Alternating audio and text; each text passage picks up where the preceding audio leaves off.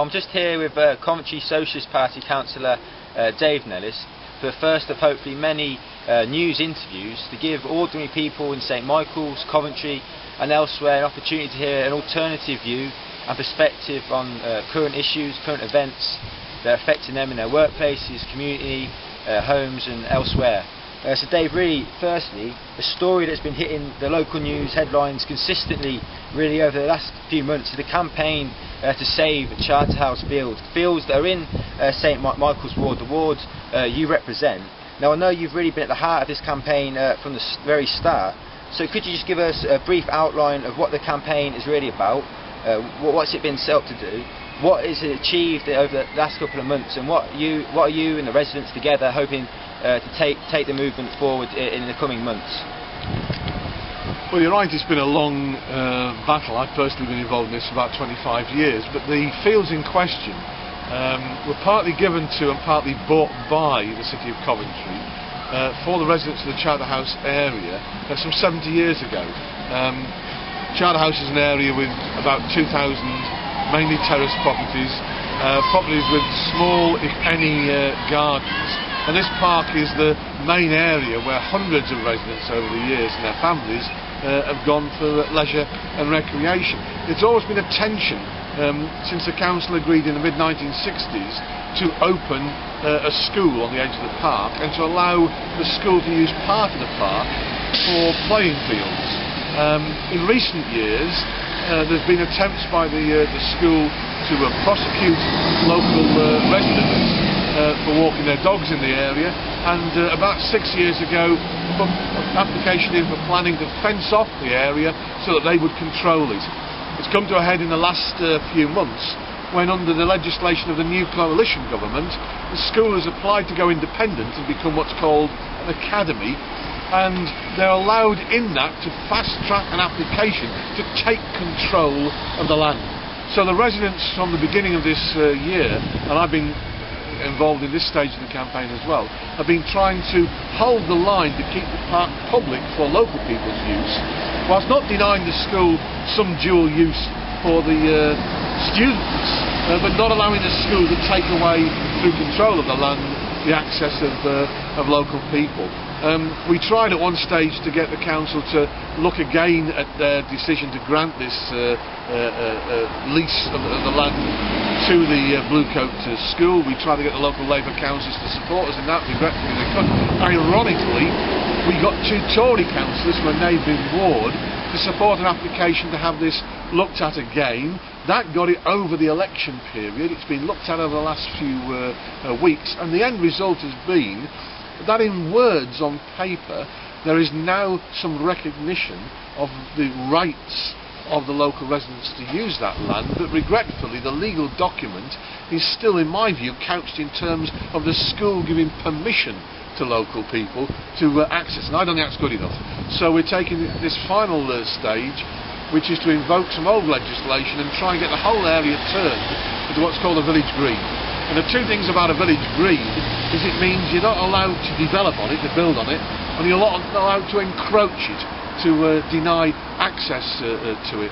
So the residents have been working night after night, collecting evidence questionnaires, talking to people, some of whom have lived and used that area for 50 or 60 years, about how they've been the sole and main users really of the land over the last decades.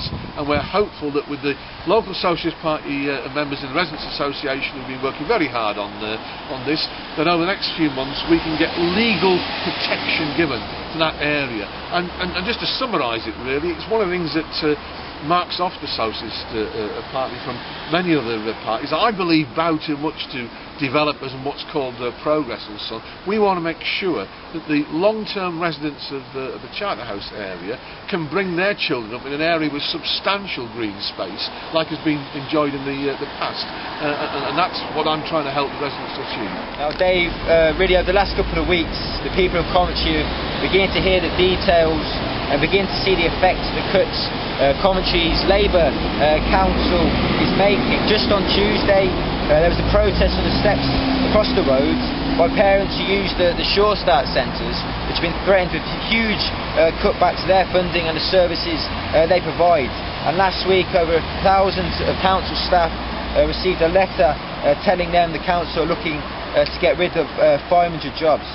Dave, could you just tell us a few examples of the cuts this Labour Council is making and proposing, and what you as a Socialist Council are doing to fight the cuts in the programme that I know you've been putting forward in the Council House and on the steps and the many protests to defeat these cuts that we face?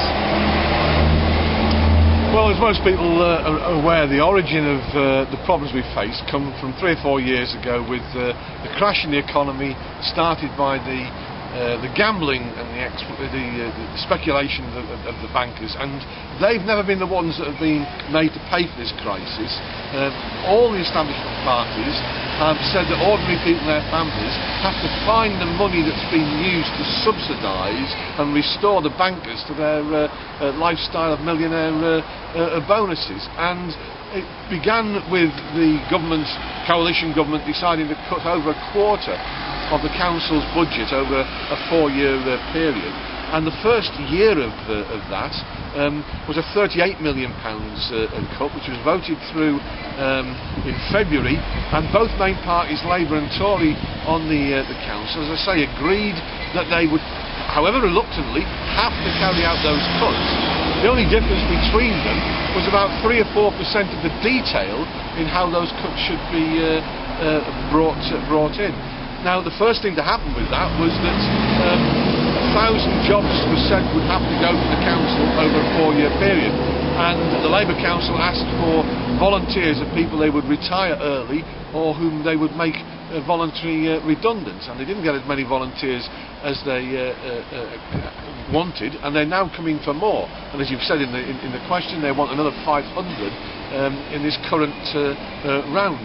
Now, we don't still know how the full effect of those experienced council workers leaving public service is going to mean to services that people rely on. You can see it in some respects when you go to a department and ask for an answer to a question or a solution to somebody's problem. The person you've expected to be there has been there the last 20 or 30 years and knows the problem inside out has suddenly disappeared, and that's an accumulating effect. What we're starting to see now is some of the detail of service cuts that are coming, and the one you refer to affects about 300 children directly in the city, where the Labour Council is proposing to change the current provision of whole-day nursery care in what are called Sure Start children's centres over to sessional care. In other words, slots of a couple of hours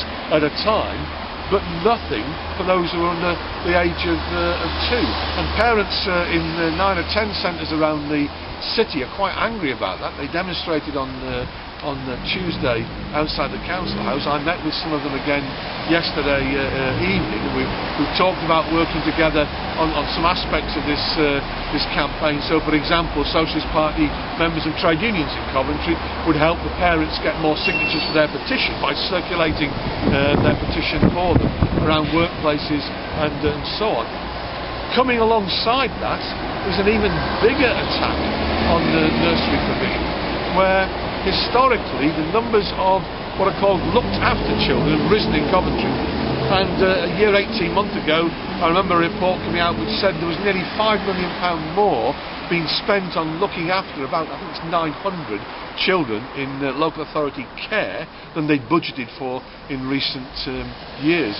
So what the Labour cabinet member, ironically for this same ward, Jim O'Boyle, the Labour cabinet member for the councillor for St Michael's, is proposing is to take £1 million from the budget of these children's centres, these Sure Start children's centres, to put into the deficit of the wider children's budget, and I think that's going to have even greater implications for nursery care in the city. So it's a bit of a detailed explanation, and you can do that for several examples of cuts in housing and other areas. And I think whereas initially when people heard what was happening down in London, the amount of money was being cut, then trade union activists, socialists, political people looked at it and could probably see what was going to happen the next 2 or 3 years.